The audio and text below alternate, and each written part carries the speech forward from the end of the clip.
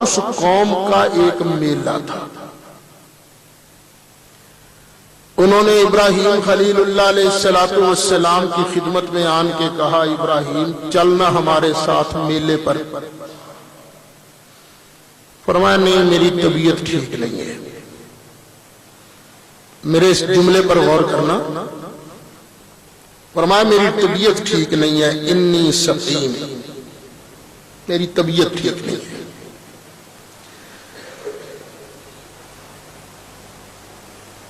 یہ آپ کسی بزرگ کے پاس جا کے کہیں اور جی ذرا چلیں آج کرکٹ کا میچ دیکھنا ہے، چلیں آپ. باقی جو بزرگ ہو تو اگر وہ کھل کر نہ بھی کہنا چاہیں تو کیا کہیں گے؟ میری طبیعت ٹھیک نہیں، طبیعت ٹھیک نہیں. کیوں؟ اللہ والوں کی طبیعت ان میلے ٹھیلے پر جانے کے لیے ٹھیک نہیں ہوا کرتی. صحیح بات ہے نا. ایک طبیعت کی خرابی ہوتی ہے، سر درد ہے یہ بھی طبیعت خراب ہے، آنکھ میں درد ہے یہ بھی طبیعت خراب ہے. میں اصل میں ایک چیز کی طرف اشارہ کر رہا ہوں، سمجھ وہی رہے ہیں جو اس بات کو جانتے ہیں. ایک حدیث شریف نبی پاک علیہ السلام کی طرف منسوب کی گئی ہے اور ہے بھی بخاری کے اندر کہ نبی پاک علیہ السلام نے فرمایا ابراہیم علیہ السلام نے 3 جھوٹ بولے تھے. ایک یہ انی سقیم کہ میں بیمار ہوں. تو یہ حدیث درست نہیں ہے خواہ بخاری کے اندر کیوں نہ ہو. یہ میں آپ کو کئی بار عرض کر چکا ہوں کہ ضروری کوئی نہیں بخاری اور مسلم کے اندر آنے والی ہر حدیث صحیح ہوگی، کوئی ضروری نہیں. حدیث وہی صحیح ہوگی جو قرآن کے مطابق ہو.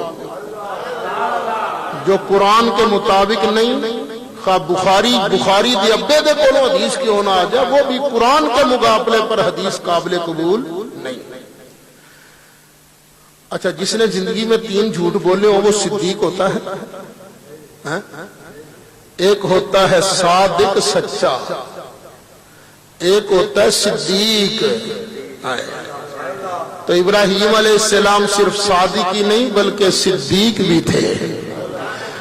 اللہ تعالیٰ نے ارشاد فرمایا وَاذْكُرْ فِي الْكِتَابِ إِبْرَاهِيمَ.